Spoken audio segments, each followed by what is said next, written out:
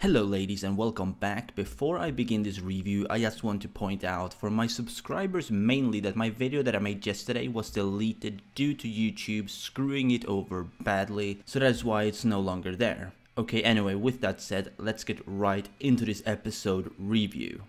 This episode was actually very enjoyable, and that's because we did not have anything unnecessary added, and by that I don't mean filler in general, but filler that exists simply to drag things out. In this episode we got some really tiny filler parts, but they were actually interesting. Like, we got to see the main girl of the series, although she remains unnamed, and I won't spoil names since we may have people who only watch the anime here, but yeah, so I think that shot was a very interesting touch. We got to learn that even her own brother dislikes her for whatever reason, so even within the circle of royalty there are some pretty intense drama going on between siblings mostly. Now, the guy who was trash talking her was of course Nozel, the captain of the Silver Eagles, and he's a cunt, that's all I'm going to be saying. He's not the friendliest individual to come across in this series, but you'll get a taste of that eventually in due time. Just be a bit patient. Oh yeah, and we got introduced to a couple of the Black Bolts members as well, which, as you should know by the opening song, is the main crew of this series. So I don't think I'll be spoiling you anything by saying that Asta ends up on that path. Yami, Finral, and Marilyn Manson, I mean Gordon, sorry, I get those mixed up. So yeah, these three characters are, well, they're not necessarily the most relevant bunch at all times, you know, which you'll also have to experience by yourself. But one thing that you can very easily tell from this episode is that the Black Bolts just aren't as organized and well-mannered as maybe some of the other orders. Like, if you look at the Silver Eagles, where Nozel is the captain, you can very easily tell that they have very different values by looking at how he was behaving towards this one girl, especially since he did say something like that she didn't even have to deal with the exam since she's royalty. So they're a bit more on the royalty morality, I guess you could call it. Anything below them are basically peasants or trash, and that is going to be a recurring theme in Black Clover. The royalty being above the rest of the world definitely remains relevant for a while, but in the Black Bolts we have this more rough crew, especially Yami, who's their captain. He is, as you could easily tell by his and Asta's encounter, a little extreme, but he is a captain, so that extreme nature is more of an attitude than anything else.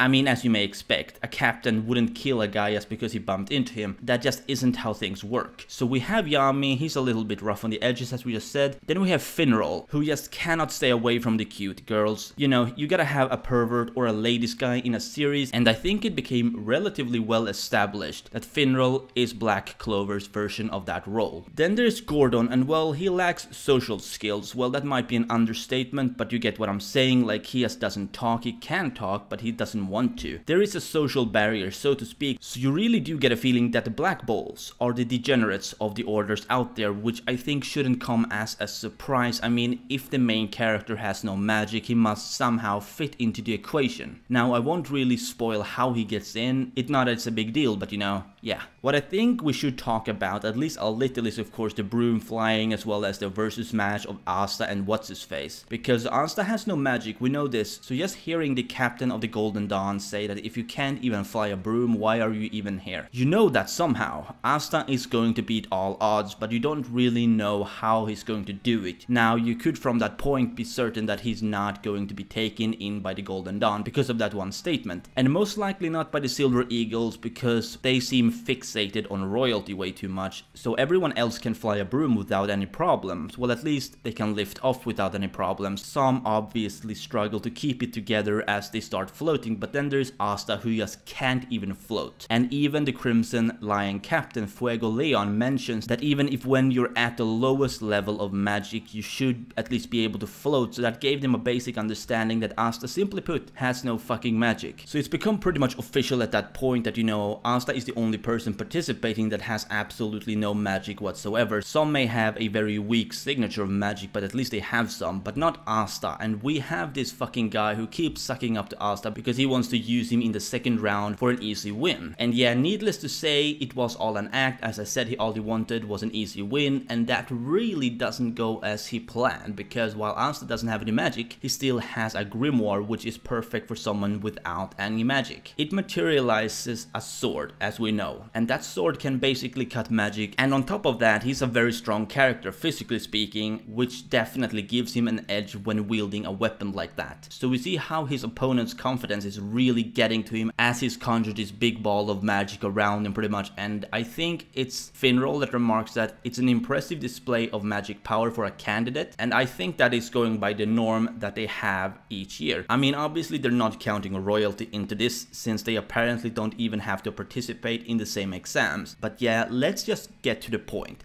Asta basically beat the living shit out of this guy in one strike. His sword and his strength simply overpowered him beyond his wildest expectations. I mean, if there's one way to make an impression, I think winning without any magic is one hell of a way to do it. He accomplished nothing the first round, and in the second round everybody expects him to just get fodderized, but instead exactly the opposite happens. So in everyone else's eyes he was just playing around or holding back until that point, even though in reality he wasn't. It is just that his particular power only really has a use in combat situations. I mean, his ability to negate magic through brute force just doesn't have any sort of application when flying a broom. Anyway, I think I'll be ending this review here. Let me know what you think down below in the comments, and as always, if you did, be sure to Detroit smash that like button if you enjoyed, and subscribe if you want to see more Black Clover anime reviews, and especially if you like My Hero Academia content. This has been your favorite host Perm, and I'll see you next time.